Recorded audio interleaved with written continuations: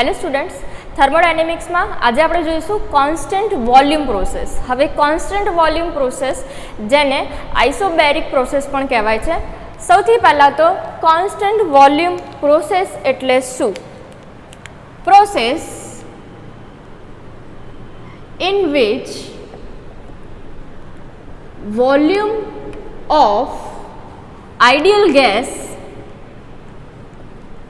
is constant, that is known as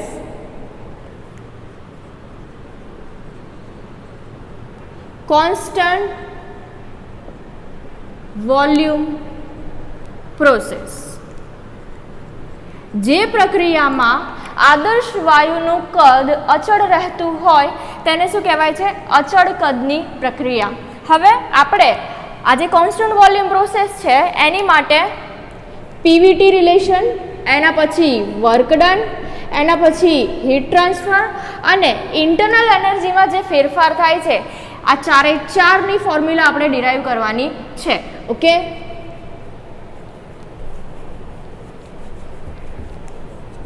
हवे आपणे जोईए कॉन्स्टન્ટ वॉल्यूम प्रोसेस है एनी माटे आपणे एक क्लोज्ड विसल लईए छीए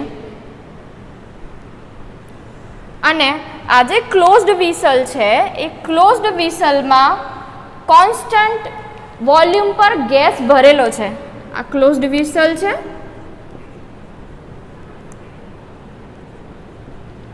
प्रेशर गेज अहींया लगावेलू हशे बराबर, अने आमा गैस भरेलो है जेनु वॉल्यूम है ए केवुं छे? कॉन्स्टंट वॉल्यूम है। ओके, आमा डीक्यू जेटली हीट सप्लाय थाय छे बराबर। हवे आ क्लोज्ड विसल में शुं थाय छे? तो जे विसल छे एमां जे गैस भरेलो छे एमां ज्यारे आपणे हीट आपीशुं त्यारे जे गैस छे ए गैसना वॉल्यूम में कोई फेरफार थशे नहीं। केम? केम के गैसनुं जे वॉल्यूम छे ए केवुं छे? कॉन्स्टंट छे बराबर। पण एनी जे इंटरनल एनर्जी है, पछी गैसनुं जे प्रेशर है, जे टेम्परेचर है, एमां शुं थशे? वधारो थशे। कई कई वस्तु इंक्रीज थशे? तो pressure, temperature and internal energy. आ बधुं ज्यारे गैस ने गरम करवामां आवशे आ क्लोज्ड विसल में त्यारे आ बधुं गैसनी जे प्रॉपर्टी है आ बधी प्रॉपर्टी वधशे, बट जे वॉल्यूम है ए केवुं रहेशे? कॉन्स्टंट रहेशे। ओके, हवे कॉन्स्टंट वॉल्यूम प्रोसेस माटे आपणे पीवी डायग्राम जोईए। तो पीवी डायग्राम शुं थशे?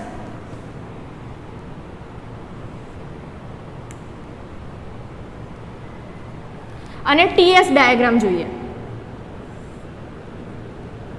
બરાબર। હવે આપણે શું કરવાનું છે કે જે ક્લોઝ્ડ વિસલમાં જે ગેસ ભરેલો છે એની ઇનિશિયલ કન્ડિશન, જે ગેસ છે એ ગેસની આપણે ઇનિશિયલ કન્ડિશન લઈએ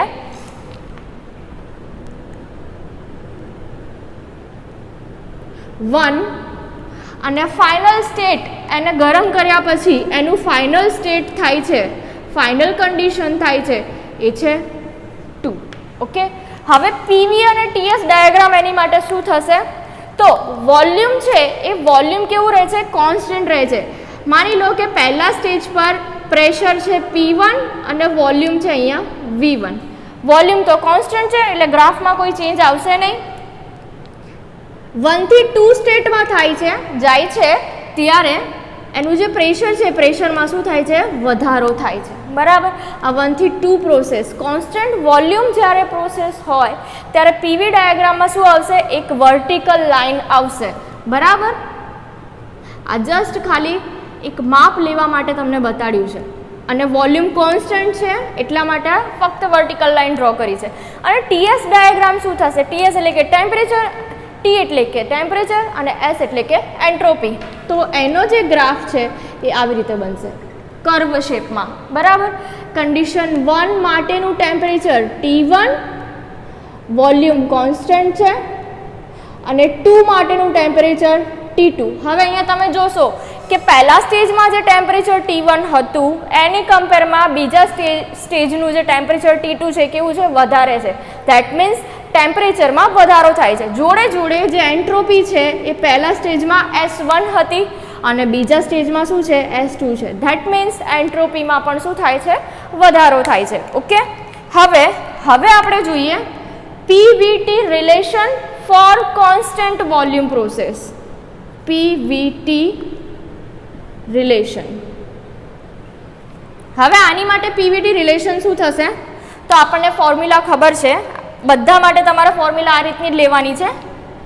P1 V1 by T1 is equal to P2 V2 by T2.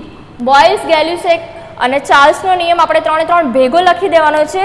P1 V1 by T1 is equal to P2 V2 by T2 or PV is equal to MRT છે આપણી પાસે, right.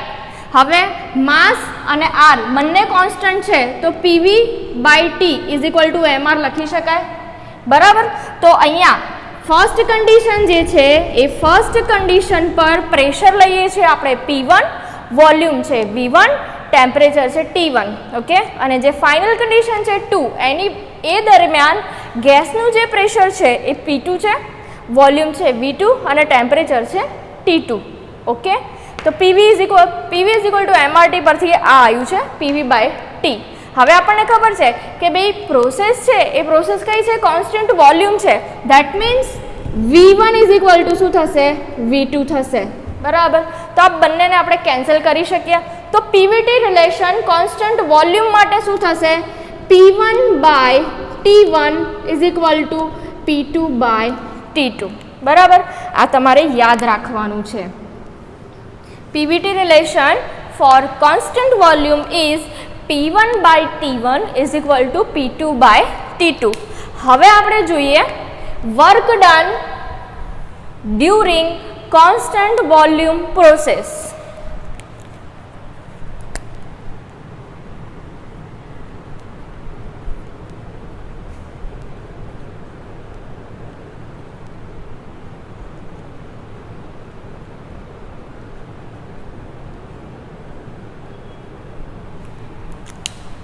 વર્કડન માટેની formula જે છે એ આપણને ખબર છે. શું છે વર્કડન માટેની formula, W is equal two integration of PdV.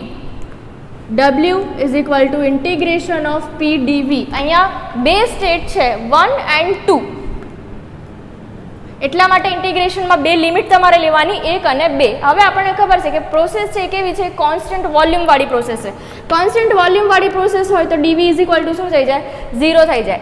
That means અહીંયા વર્ક ડન શું મળશે તમને, 0. લાસ્ટ લેક્ચરમાં મેં તમને કહ્યું હતું કે કોન્સ્ટન્ટ વોલ્યુમની પ્રોસેસ હોય તો work done is equal two શું થઈ જાય, 0 થઈ જાય, બરાબર. હવે આપણે જોઈએ heat transfer during constant volume process. Heat transfer during constant volume process, બરાબર. હવે હીટ ટ્રાન્સફર જ્યારે પણ આપણે લેતા હોય ત્યારે first law of thermodynamic apply કરવાનો. dq is equal to du plus dw, બરાબર.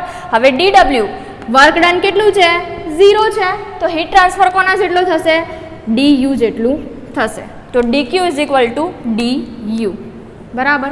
અને લાસ્ટ જે છે કોન્સ્ટન્ટ વોલ્યુમ માટે છેલ્લું આપણે કન્સિડરેશન કરવાનું છે એ છે change in internal energy during constant volume process.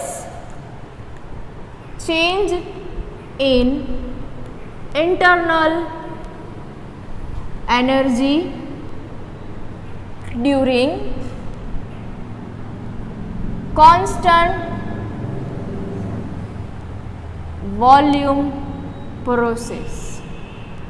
Okay, હવે ચેન્જ ઇન ઇન્ટરનલ એનર્જી છે એની ફોર્મ્યુલા શું છે, du is equal two mcv dt, બરાબર.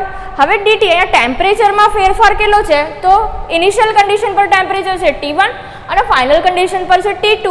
તો અહીંયા આપણે એવું લખી શકીએ mcv into T2 minus T1.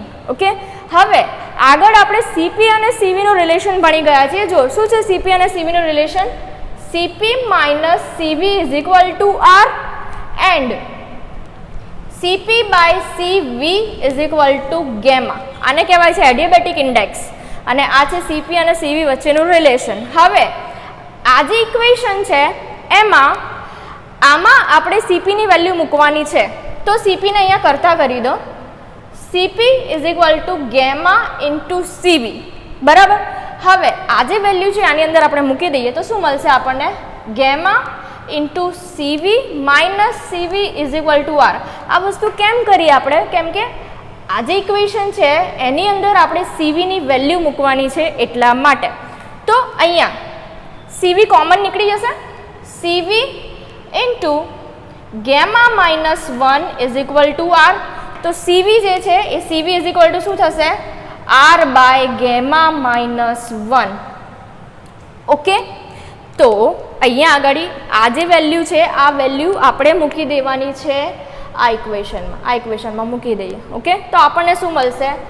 du is equal to m into R by gamma minus 1 into T2 minus T1. બરાબર. આ ટોટલ એનર્જીમાં થતો ફેરફાર છે. જો સ્પેસિફિક ઇન્ટરનલ એનર્જીમાં થતો ફેરફાર લઈશું તો ફોર્મ્યુલા શું બનશે? Small du is equal two m કાઢી નાખવાના કેમ કે એ 1 કિલોગ્રામ માટે લઈએ છીએ એટલે. તો અહીંયા થશે CV into T2 minus T1 અને જો m માસ માટે લઈએ અહીંયા તો શું થશે? du ઇઝ ઇક્વલ ટુ જે લખ્યું છે એ જ mr gamma minus 1 T2 minus T1. Okay, તો આ થઈ ગઈ ચેન્જ ઇન ઇન્ટરનલ એનર્જીની ફોર્મ્યુલા. કેટલી ફોર્મ્યુલા તમારે યાદ રાખવાની છે? એક તો આ ફોર્મ્યુલા. આ જે ફોર્મ્યુલા છે એ શું છે? કિલો જૂલમાં આવશે. કિલો જૂલ પર કિલોગ્રામ. બરાબર, કેમ કે m માસ છે એટલા માટે અને આ જે છે એનો યુનિટ થશે કિલો જૂલ ફક્ત કેમ કે યુનિટ માસ છે એટલા માટે. એટલે એક આ ફોર્મ્યુલા થઈ ગઈ, એક આ ફોર્મ્યુલા થઈ ગઈ. બરાબર, તો આ બધી જ ફોર્મ્યુલા 1 2 અને ત્રીજી ફોર્મ્યુલા પછી આ ફોર્મ્યુલા એના પછી P1 V1 by T1 is equal to P2 V2 by T2. આ બધી જ ફોર્મ્યુલા છે તમારે યાદ રાખવાની છે જ્યારે પણ આપણે એક્ઝામ્પલ સોલ્વ કરીશું અને કોન્સ્ટન્ટ વોલ્યુમ પ્રોસેસ હશે ત્યારે ડાયરેક્ટલી આપણે આ ફોર્મ્યુલા મૂકીને અને પછી એક્ઝામ્પલ સોલ્વ કરવાના આવશે. જો એકવાર ફરીથી રિવિઝન કરાવી દઉં ફટાફટ. કોન્સ્ટન્ટ વોલ્યુમ પ્રોસેસ કોને કહેવાય? તો જે પ્રક્રિયા જે પ્રોસેસમાં આઇડિયલ ગેસનું વોલ્યુમ કોન્સ્ટન્ટ રહેતું હોય અને કોન્સ્ટન્ટ વોલ્યુમ પ્રોસેસ કહેવાય છે. એના પછી ક્લોઝ વિસલ કન્સિડર કરવાનું છે જેની અંદર કોન્સ્ટન્ટ વોલ્યુમનો ગેસ ભરેલો છે. બરાબર, એના પછી એનો ડાયાગ્રામ જોઈએ. પીવી ડાયાગ્રામ કેવો થશે? એક વર્ટિકલ લાઇન થશે અને ટીએસ ડાયાગ્રામ કેવો મળશે? કર્વ મળશે. એના પછી પીવીટી રિલેશન જોવાનું. આ પીવીટી ક્યાંથી આવ્યું છે? તો PV is equal to MRT. આ બંને કોન્સ્ટન્ટ લીધા હોય તો PV by T is equal to MR. એના પરથી આ ઇક્વેશન આપણે લખ્યું છે. એના પછી work done during constant volume process જેમાં W is equal two integration of PdV. Heat transfer કેટલું થશે? dq is equal to du અને વર્ક ડન કેવું થશે? 0 થશે. અને પછી change in internal energy during constant volume process. હવે નેક્સ્ટ લેક્ચરમાં આપણે કોન્સ્ટન્ટ પ્રેશર પ્રોસેસ જોઈશું. Thank you.